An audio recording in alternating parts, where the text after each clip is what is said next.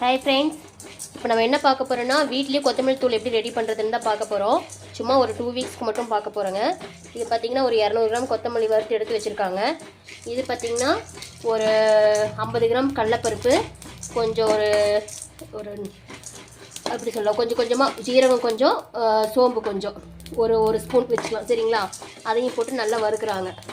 எண்ணெயில் ஊற்ற வேண்டாம், வெறும் வர சிம்மில் வச்சு வடச்சட்டியில் கொஞ்சமாக தீ வச்சு பருப்பு போடுங்க.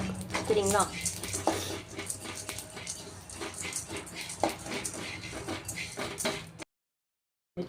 ஃப்ரெண்ட்ஸ், இங்கே பாருங்கள், கொத்தமல்லி தூள் ரெடி ஆயிடுச்சு. ஓகேங்களா? நல்லா ஆற வச்சு அரைச்சிக்கோங்க, இல்லைன்னா மிக்ஸி ஜாரோட பிளைட் போயிடும். நல்லா ஆற வச்சு அரைச்சிக்கோங்க. ஓகேங்களா? இது ஒரு 2 வீக்ஸ்க்கு வரும். இது நம்ம வீட்லேயே ப்ரிப்பேர் பண்ணிக்கலாம். ஓகேங்களா? உங்களுக்கு நிறையா வேணும்னா இந்த குவான்டிட்டிலேயே கொஞ்சம் மல்டி பர்பஸ் போட்டு நீங்கள் இது பண்ணிக்கோங்க. ஓகேங்களா?